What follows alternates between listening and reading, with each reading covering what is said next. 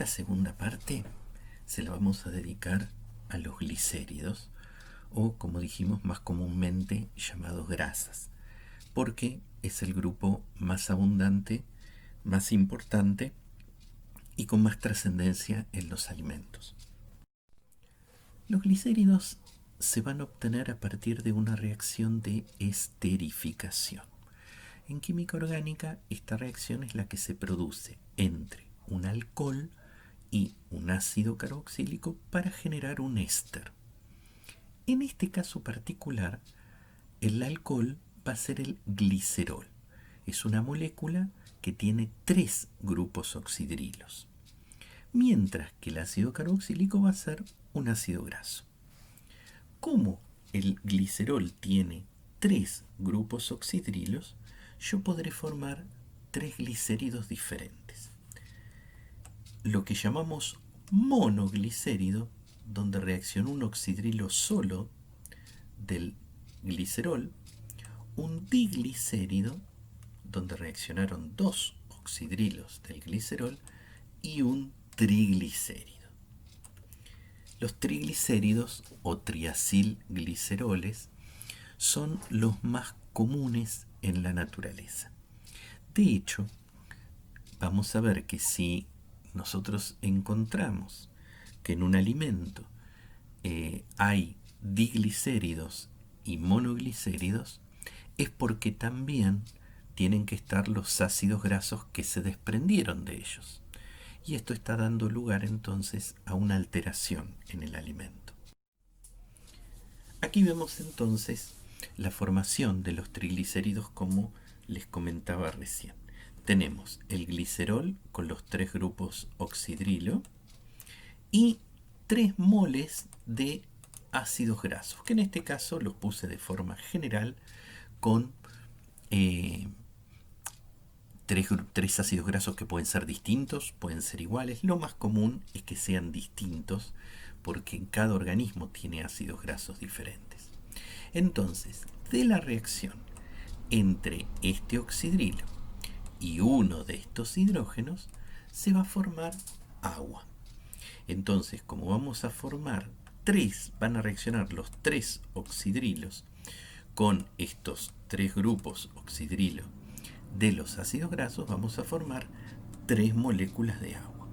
Entonces, este oxígeno, que acá va a quedar libre porque se va a haber ido el hidrógeno, y este carbono, que también va a quedar libre porque se le fue este oxidrilo, se van a unir entre sí por este enlace. Este sería el enlace éster que se forma en cada caso, y va a dar lugar entonces al triglicérido, que aquí dice una grasa o un aceite, y ya lo vamos a aclarar. Aquí tenemos ejemplos de monoglicéridos. En el primer caso se usó un ácido graso saturado, como verán no tiene insaturaciones. En el segundo caso se usó un ácido graso con 3 insaturaciones, este es el ácido linolénico. Y en el último caso otra vez se usó un ácido graso saturado. Como vemos, cualquiera de los oxidrilos puede haber reaccionado para generar un monoglicérido. Aquí tenemos ejemplos de diglicérido, donde en algún caso se esterificó el primero y el segundo oxidrilo con un ácido graso saturado e insaturado. En el caso del medio se esterificaron el primero y el tercero oxidrilos con 2 ácidos grasos saturados, y en el último caso se esterificaron el del medio y el de un extremo también con un insaturado y saturado respectivamente. Aquí ya tenemos ejemplos de triglicéridos con 3 ácidos grasos saturados, con 3 ácidos grasos insaturados y con ácidos grasos saturados e insaturados combinados. Aquí tenemos representada una molécula de grasa. Ubicamos aquí en esta parte del extremo va a estar el glicerol, y estos que ustedes ven, estas pelotitas de color rojo, van a ser los oxígenos, y cada una de estas cadenas de color negro van a ser las cadenas carbonadas de los 3 ácidos grasos que se unieron al glicerol. Fíjense cuán compacta parece esta molécula de grasa. Recordemos que los ácidos grasos que están formando parte de esta molécula eran sólidos a temperatura ambiente. Por lo tanto, este triglicérido que tenemos aquí también será sólido a temperatura ambiente. Y es lo que llamamos grasa. Cuando pasamos a un triglicérido donde forman parte ácidos grasos insaturados, esta es la molécula, una de las moléculas que se puede formar. Nuevamente, acá tenemos los oxígenos de la parte del glicerol y del grupo carbonilo. Acá tenemos una cadena de un ácido graso. Aquí tenemos otra cadena de ácido graso que sigue para aquí y otra cadena de ácido graso que sigue para aquí. ¿Por qué esas cadenas están como torcidas? Porque tenían insaturaciones que las representábamos como codos, como desviaciones de la linealidad de esas cadenas. En este caso, esos ácidos grasos eran líquidos a temperatura ambiente. Cuando pasan a formar parte de esta molécula del glicérido, seguirán siendo líquidos, y es a lo que vamos a llamar aceites. Esta diferenciación entre grasa y aceite, debido al tipo de ácidos grasos que forman el glicérido, es una distinción que se hace en los alimentos. En general se habla de grasas, incluye a todos, pero en los alimentos uno suele diferenciar entre grasas y aceites. En este cuadro lo que podemos observar es qué tipo de ácidos grasos están formando parte de los glicéridos, grasas o aceites, aquí representados. Por ejemplo, en el primer caso tenemos el aceite de canola, y que no es muy utilizado en nuestro país. Verán que tiene una gran cantidad de ácidos grasos monoinsaturados, una cantidad apreciable, un 30%, un poquito más de ácidos grasos poliinsaturados, que es la barrita verde, y muy poquito de saturados. Si, por ejemplo, ubicamos a la manteca, aquí donde dice butterfat, esta es la grasa de la manteca, vemos que tenemos una gran cantidad, en este caso, de ácidos grasos saturados, que es lo lógico, que la manteca proviene de la grasa animal, de la grasa que está presente en la leche, y esa va a ser saturada. Los aceites van a estar presentes en gran porcentaje en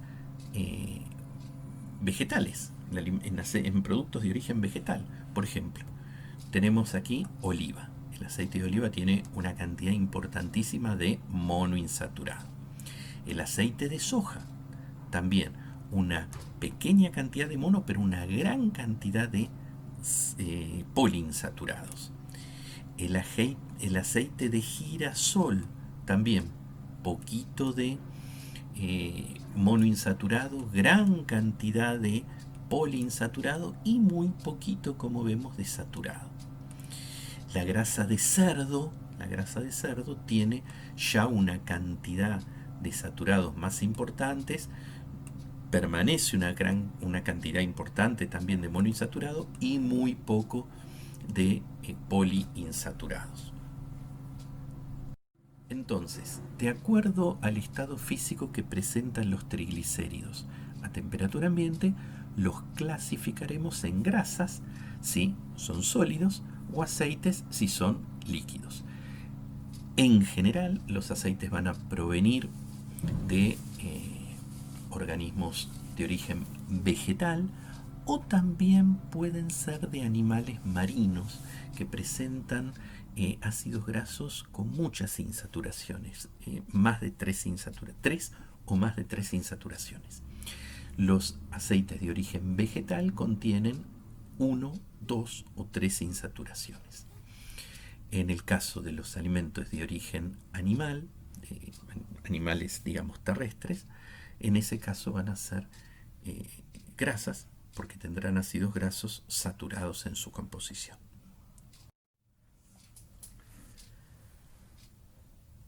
Un alimento muy conocido es la margarina.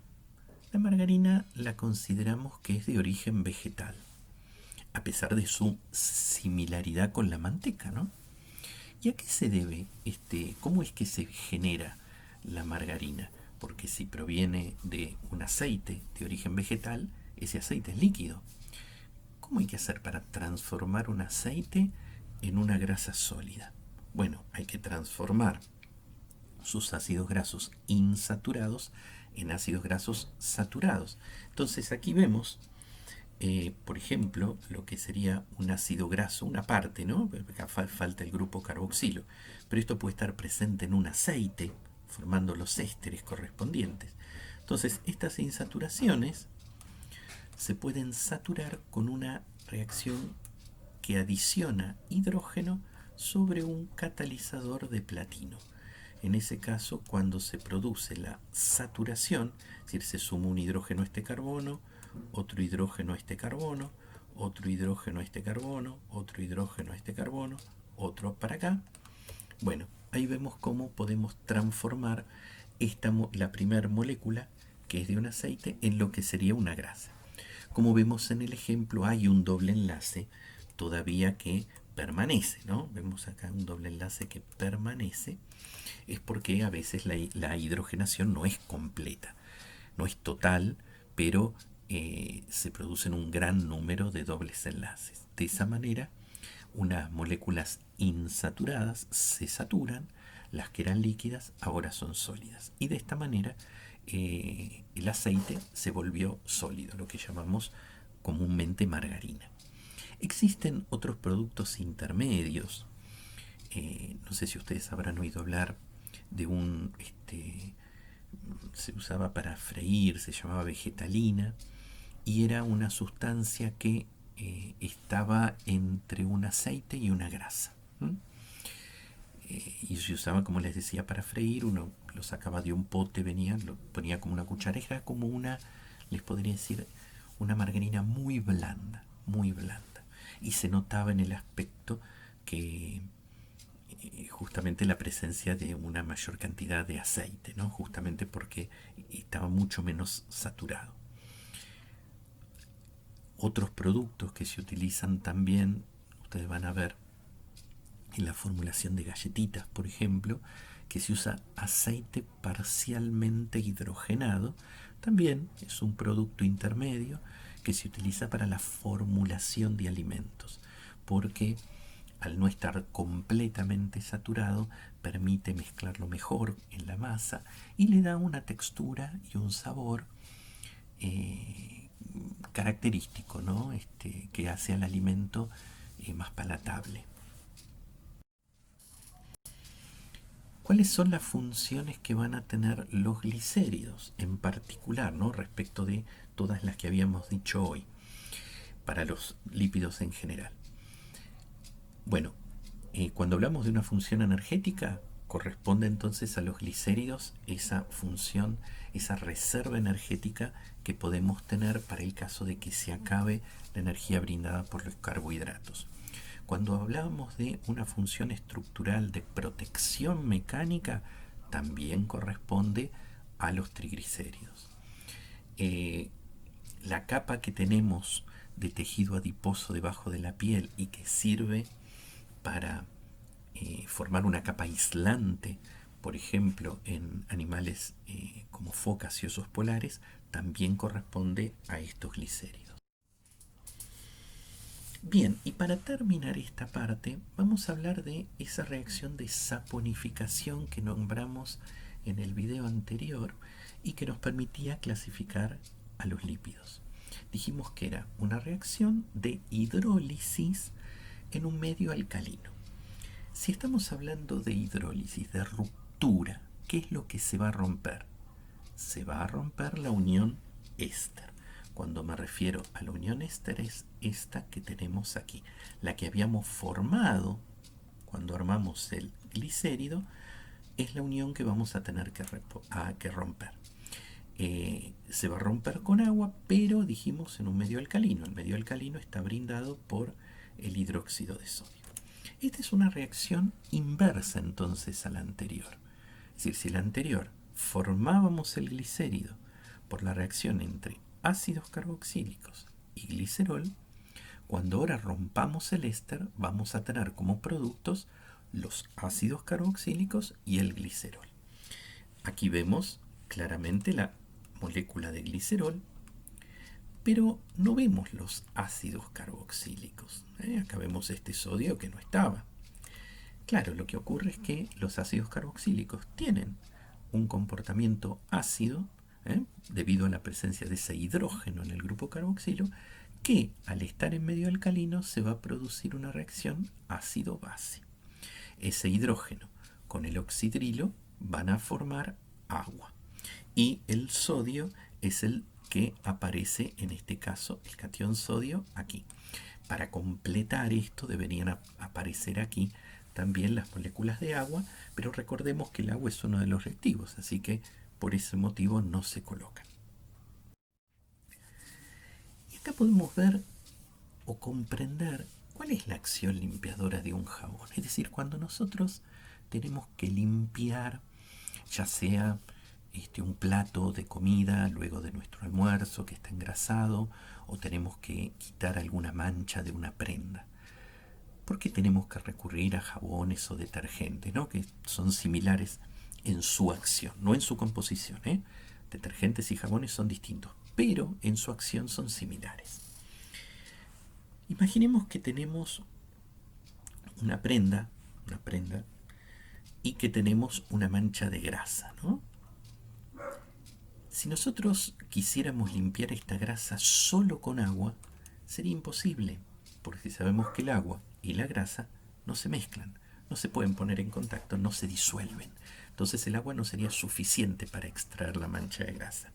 Pero, si yo cuento con moléculas de jabón, que las moléculas de jabón, como vimos en la diapositiva anterior, van a tener una cola no polar y un extremo muy polar, porque ahora, al ser un carboxilato con una carga negativa, se va a hacer muy polar este extremo.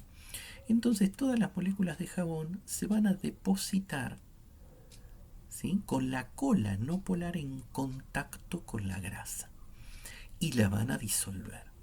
Esto que estamos viendo aquí es como una esfera, en realidad es el corte transversal de una esfera, de una pelotita pues sería pequeña, que nos permitiría observar en el interior la grasa que fue disuelta, y en el exterior vamos a ver todas esas cabecitas rojas polares que se van a poder disolver en el agua. Vemos que esta partícula, esta pelotita que se llama micela, va a estar rodeada por agua. Entonces, esta micela de jabón, formada por montones de partículas de jabón que han rodeado a la grasa, la han disuelto y la han dejado oculta del agua, ahora podrá trasladarse en un medio acuoso debido a que su parte exterior, su caparazón, el agua la reconoce como una partícula afín. El agua es polar y la parte exterior de la micela también es polar. Entonces esta partícula puede movilizarse en el medio acuoso y, por ejemplo, si estamos en un lavarropa, irse por el desagüe. Si estamos en una pileta que estamos limpiando los platos, también se puede ir por el desagüe. Y de esta manera entonces se produce la acción limpiadora del jabón.